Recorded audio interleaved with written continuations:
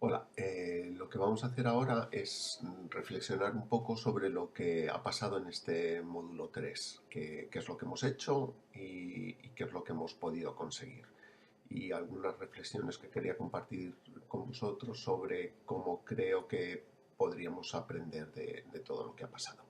El objetivo general, lo recuerdo, era que buscáramos la manera de que el tutor construya un discurso junto con el discurso del profesor en prácticas que ayude a este último a profundizar en sus creencias, a contrastarlas con el análisis de la práctica y así poder proponer acciones concretas de mejora. Para eso empezamos con una primera actividad de reflexión donde partíamos sobre cuáles eran nuestras creencias. Empezamos con un vídeo de Beatriz Arribas y Beatriz nos contaba cuáles eran, según su experiencia y sus lecturas, cómo se deberían construir unas sesiones de retroalimentación realmente eficaces.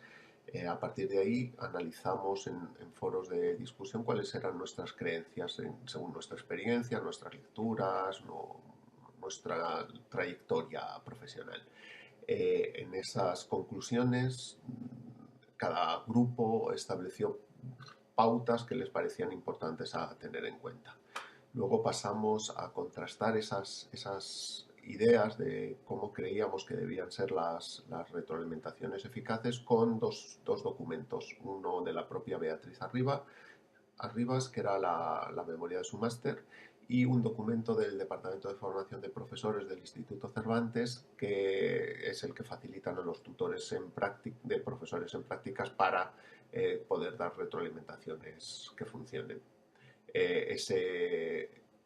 Esos dos textos los contrastamos con nuestras creencias, con las creencias de nuestro grupo y teníamos que producir una entrada en el blog que reflejara después de este proceso cuáles eran o cuáles habían sido los consejos con los que más nos identificábamos o si había algo que creíamos que podríamos añadir a esa lista de consejos.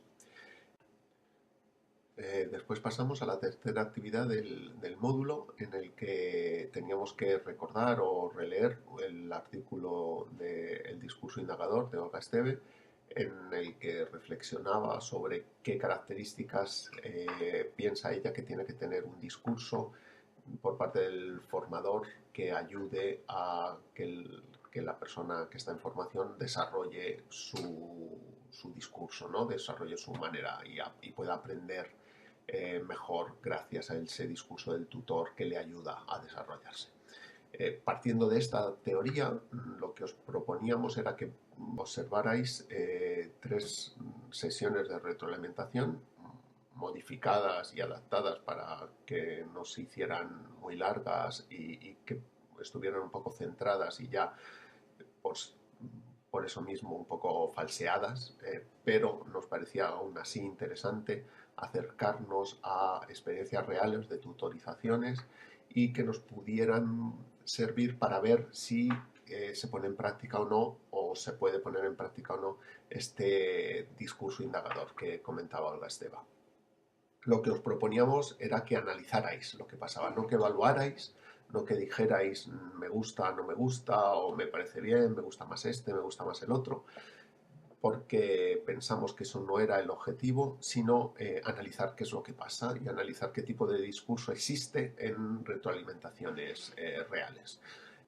Las conclusiones a las que habéis llegado, compartís la mayoría y que habéis reflejado tanto en vuestros blogs como en los foros del grupo, son que hay que tener en cuenta las características personales de la persona tutorizada y todos los aspectos afectivos que aparecen de manera muy ostensible, ¿no? Y muy clara en las sesiones de retroalimentación. Hay que tenerlos en cuenta y tener cuidado de no parecer paternalista, pero a la vez efectivo. Lo que supongo que los que tenéis experiencia en tutorizar veis que no siempre es fácil. Además, habéis comentado diferentes aspectos prácticos, ¿no? Por ejemplo, el que las retroalimentaciones no tengan por qué ser justamente después de la sesión. Varios de vosotros en los blogs comentáis que tenéis experiencias concretas donde eso mismo habíais llegado a la conclusión de que no funcionaba y que era mejor dar un tiempo para reflexionar y con esa reflexión poder llegar a la sesión de retroalimentación y sacar el mayor provecho posible. Otros no lo conocíais, pero habéis reconocido que puede ser una parte interesante de este aspecto práctico. Y muchos coincidís también en la necesidad de que el profesor en prácticas tenga también un documento, así como el que os facilitamos para el tutor, en el que le ayude a reflexionar sobre cuál es su papel, ¿no? Cuál es el papel del profesor en prácticas en estas sesiones y cómo puede él actuar para sacar el mejor provecho posible de estas sesiones. Yo aquí os haría una pregunta que os he dejado también en algún blog en el que habéis mencionado la necesidad de hacer este tipo de documento. Es si creéis que este documento se lo debe facilitar el tutor al profesor en prácticas o es un documento que conviene realizar conjuntamente con ellos. Quería que os plantearais las ventajas e inconvenientes que podría tener el que este tipo de documentos sea preparado por el tutor y se le facilite previamente al profesor en prácticas o que sea elaborado conjuntamente. Os quería preguntar también si así como nosotros en clase hace mucho tiempo que establecemos ya y que sabemos que hay que hacer actividades de aprender a aprender a nuestros alumnos, porque no todo el mundo sabe aprender, si pensáis que deberíamos hacer algo parecido con los profesores en prácticas, hacer alguna actividad de enseñarle a aprender de su proceso de aprendizaje. No sé si es demasiado abstracto, pero bueno, se me ha ocurrido también al leer vuestras intervenciones, porque vuestras intervenciones me han ayudado a mí a profundizar más en estos conceptos y quería compartirlo con vosotros. Por último, las conclusiones de la última actividad, de la actividad 3, que era el análisis de los vídeos. Aquí es donde me he quedado un poco más confundido.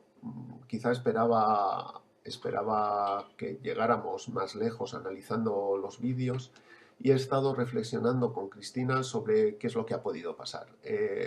Una de las... Porque como os decía, creo que nos hemos quedado un poco en, en un nivel muy parecido al que creo que nos quedábamos cuando empezábamos a grabar clases de clases y a mostrar clases de profesores en cursos de formación. A ver si me explico. Lo que creo que ha podido pasar es que todavía no tenemos cultura, estamos empezando, de reflexión y de observación sobre la formación de tutores. Que yo sepa, yo no he visto muchos vídeos de sesiones de retroalimentación, supongo que vosotros tampoco, y aprender a ver un aspecto que nunca habíamos visto requiere entrenamiento. Así como cuando nunca has visto una clase y la ves por primera vez, te quedas inevitablemente en cierta superficie, digamos. Te quedas en me ha gustado, no me ha gustado, estoy más de acuerdo con esta manera de actuar, me siento más cercano a este profesor, pero no creemos que se trate de eso lo que tenemos que hacer o lo que os proponíamos, sino lo que os proponíamos era un análisis un poco más detallado. Hemos estado reflexionando, Cristina pensaba, digo, a lo mejor teníamos que ofrecer unas herramientas de observación, igual que cuando observas una clase y observas el discurso del profesor, tienes unas parrillas de observación donde apuntas qué tipo de observación se hace y qué sentido tiene, qué tipo de actuación hace el profesor, perdón, y qué sentido tiene que la haga. Quizá deberíamos haberos dado una parrilla así de observación. Lo dejamos más abierto al principio porque tampoco sabíamos qué iba a salir de ello. De hecho, es muy interesante que y si visitáis los blogs de algunos compañeros, que veáis cómo en algunos blogs sí que habéis desarrollado una lista sacada del artículo de Olga Esteva, una lista de características que puede tener ese discurso indagador que mencionábamos.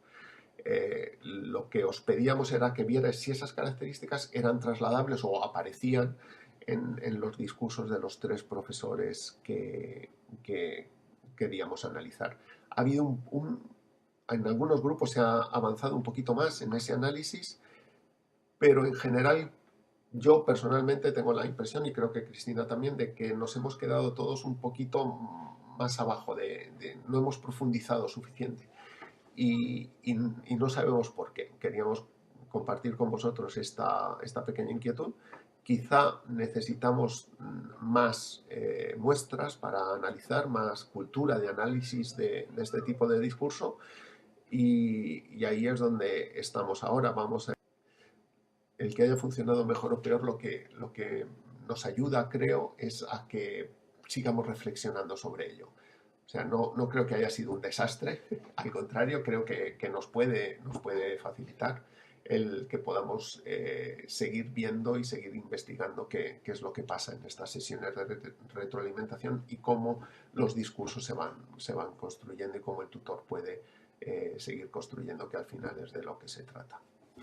Bueno, nos queda un último módulo, que es el módulo de la evaluación del trabajo que se hace con el tutor. Espero que sigáis disfrutándolo y que sigáis participando como habéis participado hasta ahora. Acabar diciendo que no quiero que suene para nada pesimista, creo que habéis hecho un buen trabajo, creo que estáis participando muy bien y que estamos aprendiendo todos de vuestras ideas y vuestra participación, y quería pediros por último que si tenéis tiempo que visitéis los foros de los otros grupos y algún blog de algún compañero, que hay cosas realmente magníficas y reflexiones realmente profundas e interesantes y que seguro que aprovechéis más el curso si así lo hacéis. Y nada, os seguimos leyendo y os seguimos viendo. Gracias.